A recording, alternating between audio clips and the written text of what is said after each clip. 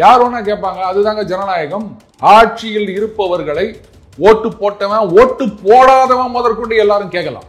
அதை யாரும் தடை செய்ய முடியாது. உனக்கு வேலை இருக்குதா வேலை இல்லையா அப்படின்னு ஆராய்ச்சி பண்ணிட்டு இருக்க கூடாது. அவர் என்ன சொன்னார், எனக்கு அந்த ஞான ஒளி, அரசியல் ஞான ஒளி இல்லைன்னு சொன்னார்ல, அவருக்குத்தான் அது அதிக அளவில் இருக்கு அப்படின்னு நினைக்கிறேன். 2200 கோடி கொடுத்தாங்க அப்படின்னா யாருக்கு கொடுத்தாங்க அப்படின்றது தெரியணும்.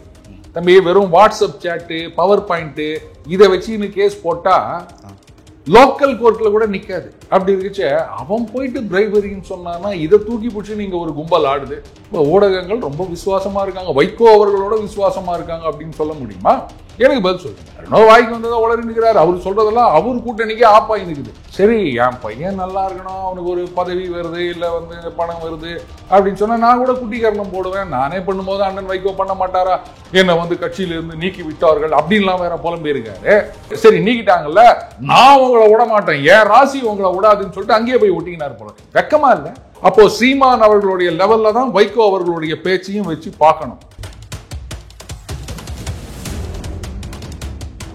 திரையுலகில் சூப்பர் ஸ்டார் ரஜினிகாந்த் அவர்கள், அரசியல் சூப்பர் ஸ்டார் நான் தான்.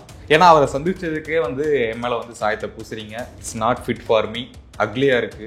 அதாவது என் கண்ணன் சீமான் எப்பவாச்சும் ஒரு தடவை நியாயமா பேசுவாரு. அந்த நேரத்திலேயா அப்படின்லாம் கேட்காதீங்க. இந்த நேரத்தில் அவர் கரெக்டா கேட்டுக்கிறாரு. இவர் தான் அவரை போய் பார்த்துட்டு வந்தது சங்கி அப்படின்றதுக்கு சகதோழன் அப்படின்னு ஒரு எக்ஸ்பிளனேஷன் கொடுத்தாரு. அப்போ காவியை பத்தி நீங்க தரக்குறைவா பேசுறது அப்படின்றது எப்படி கேட்க முடியும்? மற்ற நேரங்களை பத்தி இது மாதிரி சொல்லுங்க. எல்லா நேரங்களும் ஒண்ணுதானே. இன்னைக்கு ரஜினி சூப்பர் ஸ்டார்னு சொல்வாரு, இதுக்கு முன்னாடி விஜய் சூப்பர் ஸ்டார்னு சொல்வாரு. நேரத்துக்கு ஏற்ற மாதிரி அவர் சொல்வாரு. அவருக்கு வேணுங்கிறவங்களா இருந்தா, ஆதரவு கொடுக்குற மாதிரி இருந்ததுன்னா உடனே அவங்களை சூப்பர் ஸ்டார்னு சொல்வாரு. இதே ரஜினிகாந்த் அவர்கள் நான் வரேன் வெற்றிடம் இருக்கு. எங்க இருக்குது வெற்றிடம்? சுடுகாட்டுல கூட தான் வெற்றிடம் இருக்கு அப்படின்னு சொன்ன அதே வாயால யாராவது யோசிக்க வேணாம். ஏன்னா அன்னைக்கு அந்த மாதிரி பேசினாரு இவரு, இன்னைக்கு இந்த மாதிரி பேசினார். அவர் அதை பத்தி எல்லாம் கவலையப்பட மாட்டாரு. அன்னைக்கு அவர் காமெடி பண்ணிட்டு போனோம், அதை பார்த்து ஜனங்க சிரிக்கணும். அன்னைக்கு அவரை எவ்வளவுலாம் கழுவி ஊத்தினாரு. இன்னைக்கு அவரோட போய் சந்திச்சுட்டு இந்த அரசியல் மரியாதை அன்பு அப்படின்னு கதை விட்டுனுக்கிறாரு. இதையும் கேட்டு நம்ம சிரிச்சுட்டு தான் போனோம். இதெல்லாம் சீரியஸா எடுத்துக்க கூடாது.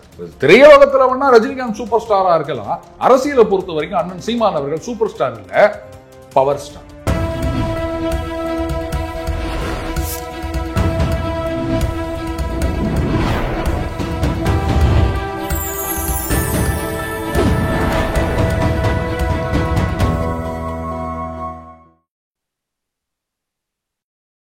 சேனல் 5 தமிழ் நேயர்களுக்கு வணக்கம். இன்றைய நேர்காணலில் நம்முடன் இணைந்திருப்பவர் பத்திரிகையாளர் திரு ஜாம்பவான் அருண் அவர்கள். வணக்கம் சார். வணக்கம் நிரஞ்சன் சார். ஒரு பரபரப்பான விஷயங்கள் தான். என்ன அப்படின்னா, அதானி ஸ்டாலின் ரகசிய சந்திப்பு. அதானி அவர்கள் இந்தியாவில் இருக்க ஒரு 4-5 மாநிலங்களுக்கு கோடியா லஞ்சம் கொடுத்துருக்காரு அப்படிங்கிற விஷயம். இது பெரிய அளவில் மீடியாக்களில் வரல அப்படிங்கிற ஒரு விமர்சனமும் ஒரு பக்கம் இருக்கு. இன்னொரு பக்கம் பார்க்கும்போது ஸ்டாலின் அதானி சந்திச்சிருக்காங்க, ஒரு ரகசிய சந்திப்பு வீட்டில் சந்திச்சிருக்காங்க, பணங்கள் கைமாறி இருக்கு அப்படிங்கிற விமர்சனங்களும் இருக்கு. இதுக்கு இடையில வைகோ அவர்கள் சொல்லியிருக்காரு, அதானி அவர்களை வளர்த்தி விட்டதே பிரதமர், அவர் தான் பாதுகாப்பு கொடுத்துருக்காரு, அவர் தான் வளர்த்திருக்காரு. அதை விட்டுட்டு நீங்க தமிழ்நாடு சிஎம் கிட்ட கேள்வி கேட்குறீங்க அப்படிங்கிற மாதிரி ஒரு கருத்து சொல்லியிருக்காரு. அதாவது நிரஞ்சன், நீங்க நிறைய கேள்விகளை ஒன்னா சேர்த்து ஒரு அவியல் கூட்டா பண்ணிட்டீங்க. ஒரு விஷயம், ரகசிய சந்திப்பு அப்படின்னா எல்லாருக்கும் தெரிஞ்ச விஷயம் அப்படிங்கிற ரகசிய சந்திப்பா இருக்க முடியும். ஸோ அதில் ரகசியம் எதுவும் இருக்கிறதா எனக்கு தெரியல. அண்டு ஒருவேளை அப்படி ஒரு சந்திப்பை நடைபெற்று இருந்தது அப்படின்னு சொன்னாலுமே ரொம்ப கேஷுவலாக இதை டீல் பண்ணிட்டு போயிருக்கலாம். ஆமாங்க, தொழிலதிபர்களை சந்திக்கிறோம், இங்கே தொழில் துவங்க வேண்டும் அப்படின்றதுக்காக எல்லாரையும் சந்திச்சு பேசுறது தான். இப்போ வெளிநாடுகளுக்கெல்லாம் முதலமைச்சர்கள் போகிறாங்க, பிரதம மந்திரி போகிறாங்க, அங்கெல்லாம் சந்திக்கிறாங்க, ஹோட்டலில் சந்திப்பாங்க, இந்த மாதிரி எங்கெங்கேயும் சந்திப்பாங்க. இப்போ அதெல்லாம் தப்பா பேசுறீங்களா? தமிழ்நாட்டை வளர்க்க வேண்டும் என்பதற்காக அப்படின்னு சொல்லிட்டு போயிருந்தா மேட்டர் முடிச்சு போயிருக்கோம். ஆனா இதுக்கு வேலை இல்லை அப்படின்னு சொல்ல சந்திப்பு வீட்டில் நடந்த ஒரு தகவல், அதனால தானே இவ்வளவு மலுப்புறாங்க. ஏங்க, இப்ப அமெரிக்கா போகும்போது எங்க சந்திப்பீங்க? ஆஸ்திரேலியா போகும்போது எங்க சந்திப்பீங்க? ஏதோ ஒரு ஹோட்டல்ல, இல்ல அவங்களுடைய நிறுவனத்துல. இப்ப அவங்க நிறுவனத்தை பார்வையிட போகின்றார்கள், அதெல்லாம் போய் பார்க்கணும்ல. அப்ப எங்க மீட் பண்ணுவீங்க? அவங்க இடத்துல மீட் பண்ணா ஓகே, நம்ம இடத்துல மீட் பண்ணா நாட்டு ஓகேவா? ஸோ அது இஷ்யூ கிடையாது. இப்போ இதுல பணம் 2200 கோடி அப்படின்னு சொல்லியிருக்காங்க. பணம் கைமாறி இருக்கின்றதா? இதுதான் கேள்வி. இப்போ இந்த ஒரு குற்றச்சாட்டு அமெரிக்காவில் இப்போ நம்ம லாரின்னு சொல்றோம் இல்லைங்க, இதை அங்கே ட்ரக்குன்னு சொல்லுவாங்க. அதே மாதிரி நம்ம அந்த பிரைபரி லஞ்சம்னு சொல்றோம் இல்லையா, அங்க that is known as lobbying. அதாவது அரசியல்வாதிகள் அங்க அந்த நம்ம அந்த எம்பி மாதிரின்னு சொல்றோம் இல்லையா, அந்த காங்கிரஸ்மேன், செனட்டர், இவங்களுக்குலாம் அந்த லாபியிங் ஃபிலிம்ஸ்னு இருக்குங்க. அவங்க என்ன பண்ணுவாங்கன்னு கேட்டிங்கன்னா, பெரும்பாலும் அந்த தொழில் நிறுவனங்கள் சம்மந்தப்பட்டதாக இருக்கும், இல்லாட்டா இன்ட்ரெஸ்ட் குரூப்பாக இருக்கும். அவங்களாம் நிறைய பணம் வச்சுருப்பாங்க. அவங்க வந்து அந்த எலெக்ஷன் கேம்பெயினுக்கு ஃபண்டிங் பண்ணுவாங்க. அதுக்கப்புறம் எங்களுக்கு ஏற்ற மாதிரி நீங்கள் டிசிஷன் எடுங்கோ அப்படின்னு சொல்லுவாங்க.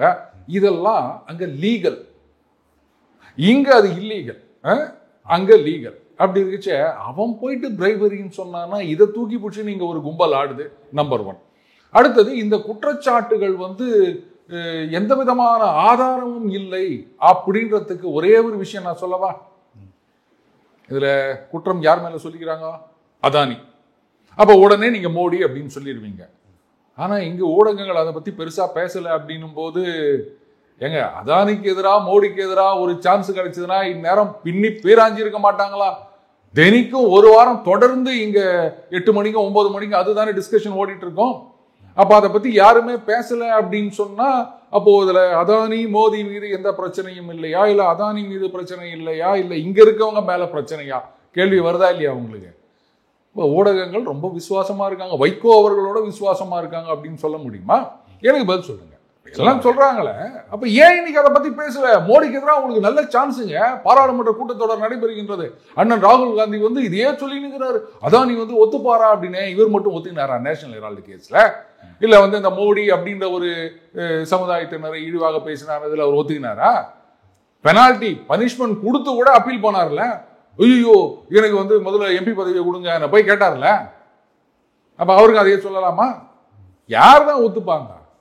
இப்ப இங்க கூட தான் சில பேர் மேல கேஸ் ஓடினுக்குது. உடனே அவர் சொல்லுவாரா? அவங்களாம் ஒத்துக்க மாட்டாங்க, பிடிச்சி ஜெயில போடுங்க அப்படின்னு அவரு. நோ வாய்க்கு வந்ததா உளறி நிற்கிறாரு. அவர் சொல்றதெல்லாம் அவர் கூட்டணிக்கே ஆப்பாய் நிற்குது. இப்போ அடுத்து சொன்னீங்க இந்த வைகோ அப்படின்னீங்க, அதானியை வளர்த்து விட்டது மோடி அப்படின்னு. சரி, அதானி என்டர்பிரைசஸ் இப்படின்னு நிறைய நிறுவனங்கள் இருக்குது. அதெல்லாம் வந்து ஸ்டாக் மார்க்கெட்டில் லிஸ்ட் ஆன நிறுவனங்கள். போயிட்டு அந்தந்த கம்பெனி எப்போ ஆரம்பிச்சுது அப்படின்னு நீங்க பாருங்க. 2014 அப்புறம் தான் ஆரம்பிச்சதா? அதுக்கு முன்னாடி அதானி இங்கே இல்லவே இல்லையா? இப்போதான் வந்தாரா? இன்னொன்று, இதனால் வரைக்கும் அம்பானி அதானி அம்பானி அதானின்னு ரெண்டையே சொல்லிட்டு இருந்தாங்க. இப்போ ஏன் அம்பானியை கட் பண்ணி விட்டாங்க? இல்லை ஏதாவது லைஃப் டைம் செட்டில்மெண்ட்டா எனக்கு தெரியல, ஏன் அதை விட்டுட்டாங்கன்னு தெரியல. சரி, இப்போ அதானி மட்டும்தான்.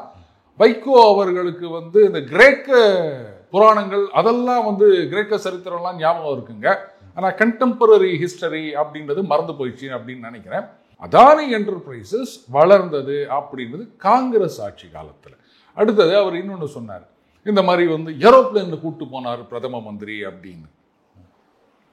இவர் மட்டும் இல்லை, உலக நாடுகள் பல தலைவர்களும் வரும்போது ஒரு பிசினஸ் டெலிகேஷன் வருவாங்க. இங்க வந்த உடனே 2 நாடுகளுக்கு இடையே ஒப்பந்தம் கையெழுத்தாகும். இந்த கம்பெனி அவங்களோட ஒரு அக்ரிமெண்ட் போடுவாங்க, அவங்க இங்க இன்வெஸ்ட் பண்றேன்னு சொல்லுவாங்க. பெரும்பாலும் இந்த மாதிரி வரும்போது அவங்களே கூப்பிட்டு வந்து அந்த பிசினஸ் டெவலப்மெண்ட் அவங்கவுங்க நாட்டு நிறுவனங்களை முன்னேற்ற வேண்டும் அப்படின்றதுக்காக இது ஒரு சாதாரண விஷயம். அடுத்தது, அம்பானிக்கு வந்து ஸ்டேட் பேங்க் ஆஃப் இந்தியா கிட்ட சொல்லி 6000 கோடி கடன் கொடுக்க சொன்னார் அப்படின்னு. நீ பார்த்த? இல்லை, நான் உங்களை கேட்குறேன். ஏன்னா அண்ணன் வைகோ அவர் வந்து நீ பார்த்தியா நம்ம கேட்க முடியாது.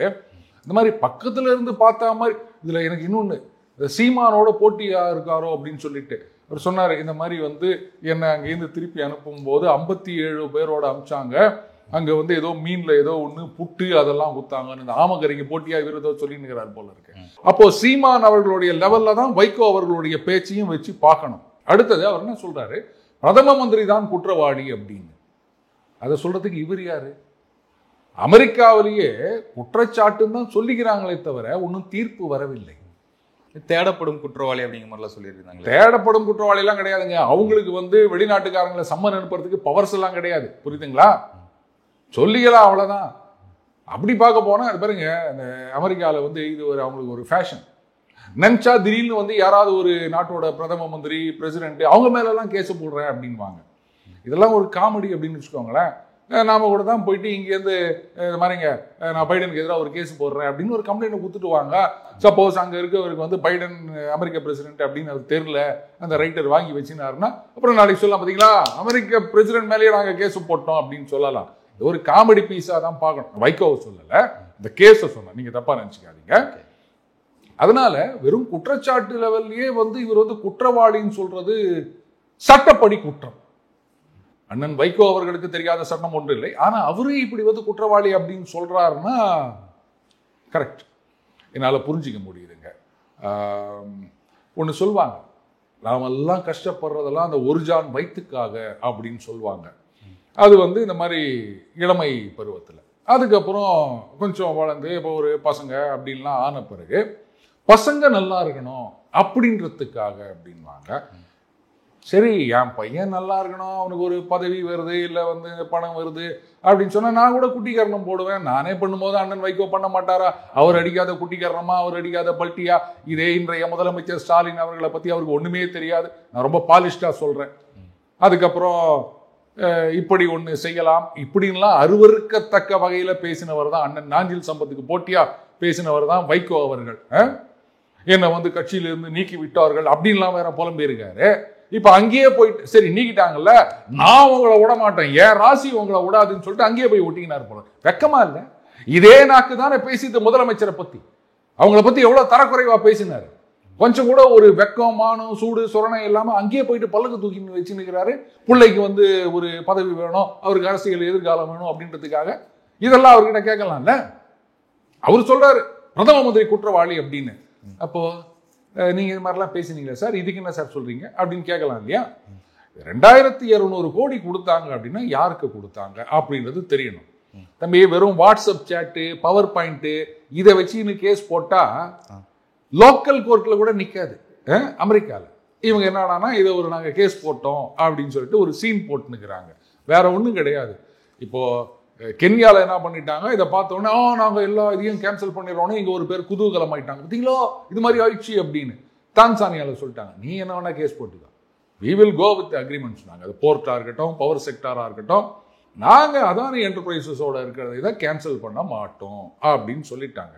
ஸோ அண்ணன் வைகோ அவர்கள் வேற ஒன்றும் இல்லைங்க, அவர் வந்து ஒரு பெரிய அளவுக்கு அரசியலில் வரணும் அப்படின்னு நினைச்சாரு, அது முடியல. முதலமைச்சர் அளவுக்கு அவருக்கு கனவு இருந்தது. சொல்ல போனா அவருடைய ஆதரவாளர்கள் திமுகவிலேயே இருந்தவங்க, வெளில வந்த ஒரு சில பேர், அதுக்கப்புறம் அவரை நம்பி கட்சியில மதிமுகன்ற ஒரு இயக்கத்துல வந்தவங்க, அவருக்காக தீக்குளித்தவர்கள்லாம் இருக்காங்க.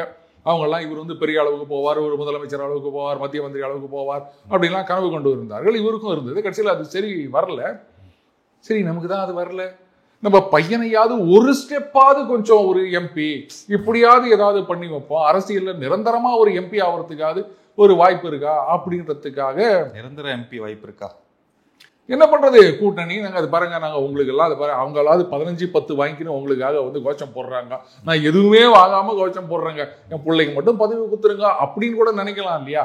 சரி, இப்படிப்பட்ட ஒரு கேவலமான அரசியல் அப்படின்னா வருத்தப்படணும், அவர் மேல நம்ம வந்து கோவப்படக்கூடாதுங்க, விட்டுருங்க. பாவம், பிள்ளைக்காக அதெல்லாம் செய்யறாரு, நம்மளும் தான் பிள்ளைக்காக இவ்வளவு செய்யறோம். ஆனா நம்ம வந்து நேர்மையா மானத்தோட உழைக்கிறோம்.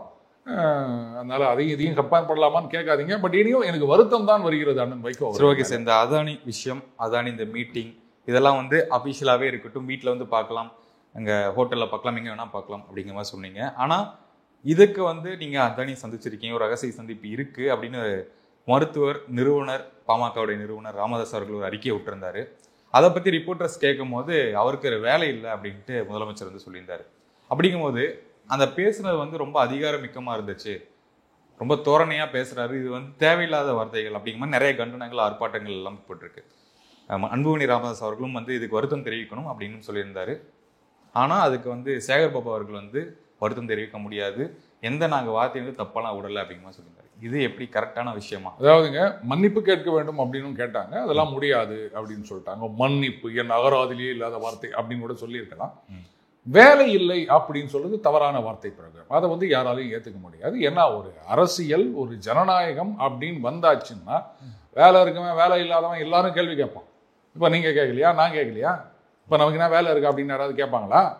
யார் ஒன்றா கேட்பாங்க. அதுதாங்க ஜனநாயகம்.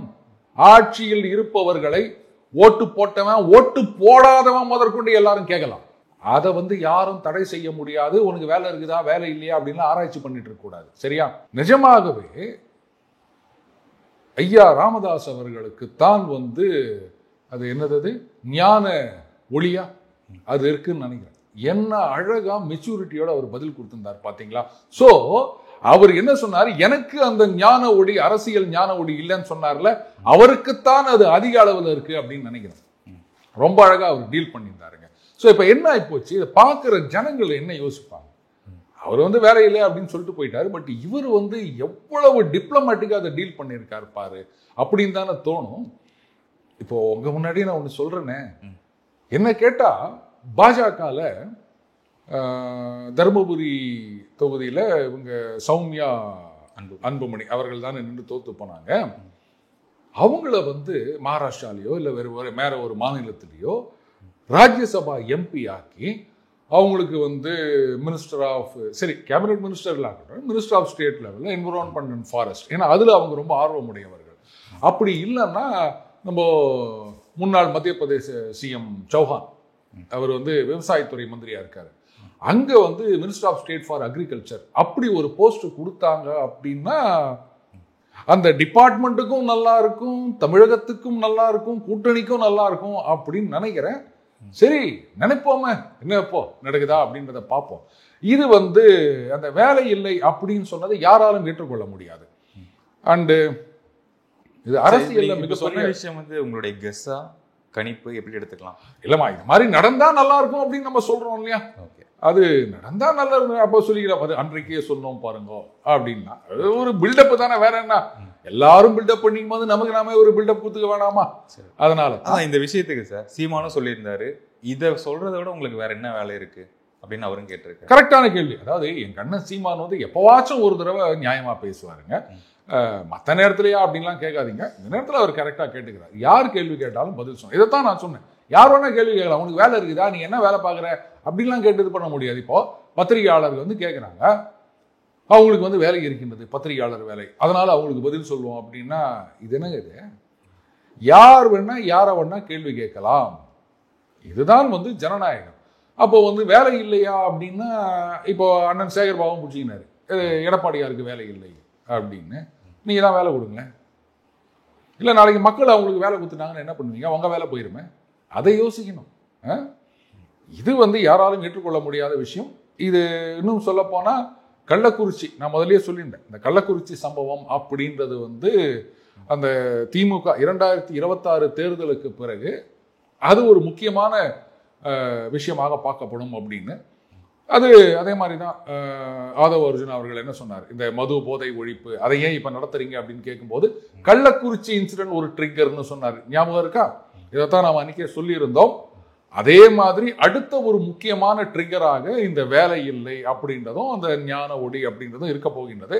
26க்கு அப்புறம் பெரிய விஷயம் மாறும் நிச்சயமா. இது வந்து மக்கள் மனசுல ஒரு பெரிய தாக்கத்தை ஏற்படுத்தி. என்னோட கணிப்பும் இருக்கு, ஒரு சில விமர்சனமும் இருக்கு. என்ன அப்படின்னா, இவர் வந்து ராமதாஸ் ஐயாவை குறிப்பிட்டு சொல்லியிருக்க மாட்டாரு, ஒருவேளை அன்புமணி ராமதாஸை குறிப்பிட்டு சொல்லியிருப்பாரோ, சின்னவரை குறிப்பிட்டிருப்பாரோ அப்படிங்கிற ஒரு தகவல்.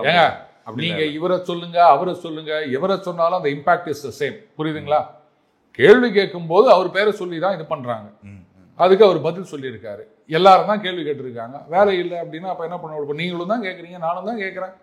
இதுதான் ஜனநாயகத்தில் நமக்கு கொடுக்கப்பட்டிருக்கின்ற உரிமை. ஆனா அதை வந்து உதாசீனப்படுத்துற மாதிரி சொல்றது, நான் சொன்னேன், it's going to be another trigger. நிச்சயமா அது வந்து 26க்கு அப்புறம் அவங்க ஃபீல் பண்ணுவாங்க. சீமான் அவர்கள் இது கேள்வி எழுப்பினாரு, அதுக்கு நல்ல விஷயம், நல்ல கேள்வின்னு சொல்லியிருந்தீங்க. அவர் இன்னொரு விஷயம் சொல்லியிருக்காரு, திரையுலகில் சூப்பர் ஸ்டார் ரஜினிகாந்த் அவர்கள், அரசியல் சூப்பர் ஸ்டார் நான் தான், நம்ம தான் அப்படிங்கிற மாதிரி சொல்லியிருக்காரு. ஏன்னா அவரை சந்திச்சதுக்கே வந்து என் மேலே வந்து சாயத்தை பூசுறீங்க, it's not fit for me, அக்லியா இருக்கு, காவி எனக்கு செட் ஆகாது அப்படின்லாம் சொல்லியிருக்காரு. உங்க பார்வை? சரிங்க, இவர் தான் வந்து அவரை போய் பார்த்துட்டு வந்தது சங்கி அப்படின்றதுக்கு வந்து சகத்தோழன் அப்படின்னு ஒரு எக்ஸ்பிளனேஷன் கொடுத்தாரு. எந்த கலரை வேணா பூசுங்க, ஆனால் காவி பூசினா அது எனக்கு ஒத்து வராது, அக்லினா. ஒரு நிறத்தை பழிப்பது, நிறம் அப்படின்றது இயற்கையில் இருக்கு, கடவுள் படைத்ததுன்னு எடுத்துக்காங்க, இல்லை நான் பகுத்தறிவோட இயற்கையில் இருக்கிறதுன்னு வச்சுக்காங்க. அப்போ ஒரு நிறத்தை பழிப்பதற்கு உங்களுக்கு யார் உரிமை கொடுத்தது? காவி அப்படின்ற நிறம் வந்து ஒரு சிலரோட தொடர்புடையது அப்படின்னும் போது சொல்ல போனா, அப்போ புத்த பிட்சுக்கள் வந்து காவி தான் அணிகிறாங்க. நான் ஏன் அந்த பக்கமா போனா, நான் இந்த பக்கமா போறேன். அப்போ காவியை பத்தி நீங்க தரக்குறைவா பேசுறது அப்படின்றது எப்படி ஏத்துக்க முடியும்? மற்ற நிறங்களை பத்தி இது மாதிரி சொல்லுவீங்களா? எல்லா நிறங்களும் ஒன்று தானுங்க. சொல்லப்போனா அந்த நிறம் அப்படின்றது ஒண்ணுதான். அந்த பிரிகை, நிற பிரிகையினாலதான் இந்த மாதிரியான தோற்ற மயக்கங்கள், பாரதியார் சொன்ன மாதிரி. அதை போயிட்டு நீங்க இந்த மாதிரி பேசுனீங்கன்னா கரெக்ட். அதாவது அவர் அன்னைக்கு ஒன்று பேசுவார், இன்னைக்கு ஒன்று பேசுவார். இன்னைக்கு ரஜினி சூப்பர் ஸ்டார்னு சொல்வாரு, இதுக்கு முன்னாடி விஜய் சூப்பர் ஸ்டார்னு சொல்வாரு. நேரத்துக்கு ஏற்ற மாதிரி அவர் சொல்வாரு. அவருக்கு வேணுங்கிறவங்களா இருந்தா, ஆதரவு கொடுக்குற மாதிரி இருந்ததுன்னா உடனே அவங்கள சூப்பர் ஸ்டார்னு சொல்வாரு. இதே ரஜினிகாந்த் அவர்கள் நான் வரேன் வெற்றிடம் இருக்கு. எங்க இருக்குது வெற்றிடம்? சுடுகாட்டுல கூட தான் வெற்றிடம் இருக்கு அப்படின்னு சொன்ன அதே வாயால அவர் சொன்ன வெற்றிடம் இன்னும் இருக்கத்தான் செய்கிறது. யாராவது யோசிக்க வேணாம், ஏன்னா அன்னைக்கு அந்த மாதிரி பேசினாரு இவரு, இன்னைக்கு இந்த மாதிரி பேசினார். அவர் அதை பத்தி எல்லாம் கவலையப்பட மாட்டாரு. அன்னைக்கு அவர் காமெடி பண்ணிட்டு போனோம், அதை பார்த்து ஜனங்க சிரிக்கணும். திரையுலகத்துல வேணா ரஜினிகாந்த் சூப்பர் ஸ்டாரா இருக்கலாம். அரசியலை பொறுத்த வரைக்கும் அண்ணன் சீமான் அவர்கள் சூப்பர் ஸ்டார் இல்ல, power star. Telugu power star ஒருத்தர் இருக்காரு, தமிழகத்தின் பவர் ஸ்டார். ஐயோ தெலுங்கு எல்லாம் சொல்லிடாதீங்க நீங்க, அண்ணனுக்கு கோவம் வந்துடும். உதாரணம் சொன்னா கூட தமிழ்ல தான் உதாரணம் சொல்லணும் சார். அவருக்குன்னு ஒரு கூட்டம் இருக்கு, 8% வச்சிருக்காப்ல. அப்படிங்கும் போது அவர் ஏன் சூப்பர் ஸ்டார் அவனை சொல்லிக்க கூடாதுன்னு நினைக்கிறீங்க? தாராளமா சொல்லிக்கங்க. பவர் ஸ்டார் வாங்குறேன் அப்படிலாம் சொல்றாரு. பவர் ஸ்டார் இருக்காருல்ல, அவர் என்ன சொல்றாரு, என்னுடைய அடுத்த குறி சூப்பர் ஸ்டார் பட்டம் தான் அப்படின்னு சொல்லியிருந்தாரு. அதனால யார் ஒன்னா சொல்லாங்க, இது இவருக்குத்தான் அப்படின்னு சாசனம் யாரும் எழுதி கொடுத்தல. அவருக்குன்னு ஒரு கூட்டம் இருக்குன்னு சொன்னீங்க, 8 புள்ளின்னு சொன்னீங்க. அந்த புள்ளி இப்ப கரைஞ்சு போயிருந்தது பாத்தீங்கல்ல. ஒவ்வொரு மாவட்டத்திலும் கூண்டோட இந்த பக்கம் வந்து நிற்கிறாங்கல்ல. நான் திருப்பி சொல்லி நிற்கிறேன், விஜய் அவர்கள் அரசியலுக்கு வந்த பிறகு அவர் திமுக ஓட்டை பாதிப்பாரா, அதிமுக பாஜகவா அப்படின்னா அதெல்லாம் கிடையாது. சீமான் அவர்கள் ஓட்டு தான் காலியாக போகுது, சொன்னா இல்லையா? அதனால தானே இவர் இவ்வளவு பதட்டத்தோட இருக்காரு. அதனால தானே இது எப்படின்னா, ரஜினி ரசிகர்களுக்கு விஜய் ரசிகர்களுக்கு ஆவாது. பாருங்க, எங்க தலைவர் வந்துட்டாரு, உங்க தலைவர் இத்தனை வருஷமா வரேன்னு சொல்லி ஏமாத்திட்டாரு, இப்படி எல்லாம் பிரச்சனை ஓடி நிக்குது. அதனால காலையில வரைக்கும் ஏன் தம்பி அட்வைஸ் கொடுக்குறேன் அப்படின்னு சொல்லி இருந்தவர் மாநாடு முடிஞ்ச உடனே அப்படியே அது இல்ல இது இல்ல அப்படின்லாம் பேசலையா? அவரு பதட்டமாயி போச்சு. ஐயோ, எங்க இது வரைக்கும் புள்ளியான ஒரு 8 புள்ளியை வச்சுன்னு அப்படி ஜனங்களை ஏமாத்தி உட்கார்ந்து இருந்தவன் இப்ப அது காணாம போயிடுச்சுன்னா அப்புறம் நம்ம வாழ்க்கை எப்படி ஓடுறது அப்படின்னு அவருக்கு பயம் வந்துச்சு போல இது. அதனால நேரம் அவரை போய் சந்திக்கிறாரு. அன்னைக்கு அவரை எவ்வளவுலாம் கழுவி ஊத்தினாரு. இன்னைக்கு அவரோட போய் சந்திச்சுட்டு இது அரசியல், மரியாதை, அன்பு அப்படின்னு எல்லாம் கதை விட்டுனுக்கிறாரு. இதையும் கேட்டு நம்ம சிரிச்சுட்டு தான் போனோம். இதெல்லாம் சீரியஸா எடுத்துக்க கூடாது. அவரு பின்னாடி கூட்டம் இருக்குது, பின்னாடி அரசியல் கணக்கு வச்சிருக்காரா?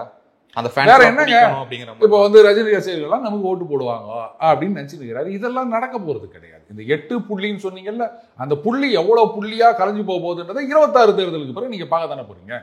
தொடர்ந்து பேசுவோம். நேர்காணலுக்கு மிக்க நன்றி. வணக்கம். நன்றி.